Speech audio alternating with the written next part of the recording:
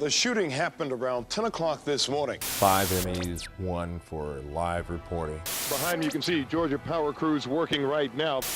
I won an Edward R. Murrow Regional Award. He's been a leader in the civil rights movement in Birmingham. Yeah, I've got many Emmy nominations. The first day of testimony in Langford's trial. I was pretty crazy. When I think about that night, I decided I was going to commit suicide. I was going to die. I lost my job in Atlanta because of the drugs, and it took me a long time to get to that. I always blamed them. Depression was an issue for me, and self-medication became the way to deal with it. I had been married since 1989, and it was not a good fit. That just added to the depression, and I gave up. The drugs seemed to give me the ability to keep pushing on and pushing through. Instead of moving up the ladder, I have been coming down the ladder. And Birmingham, after working in 3 top 10 markets, Birmingham was 39-40. My daughter decided she wanted to come and live with her dad. So, I kind of straightened up on that, and she came and she stayed with me, and it was pretty good. But then one Sunday, the Sunday before her birthday, our mother came. And when I found out, it just devastated me, and I decided at that point I didn't have a purpose. My life's purpose was gone. I had a gas fireplace in the basement.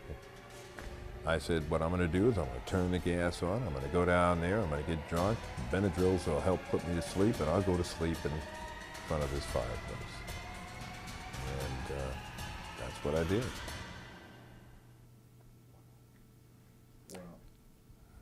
I woke up the next morning pissed off, I will tell you that. I didn't die, I should have.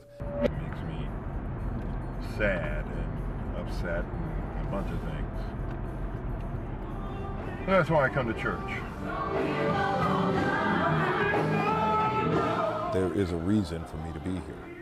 There is a higher reason. There is a purpose for me to be here. And I think that purpose is to tell this story. Roy, what's your next day and the next day look like? What are your plans for the future? Well, I don't know about tomorrow, because I live life one day at a time. It's tough on the kids because what happened to me was very public. It didn't just happen in Birmingham. It happened all across the country because I've worked all over the country.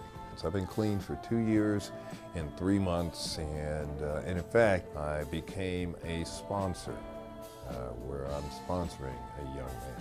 I'd like to get back on the air again. I think I can provide some hope for people if they can see me as a person who went all the way down there and was able to rise back up. This is Soul of the South News. Good evening, and thanks for joining us. I'm Roy Hobbs. What I've learned is that I do have a purpose. There had to be a reason that kept me alive. I'm living life on life's terms, and that means that it's not all puppy dogs and rainbows. There are still things I got to go through.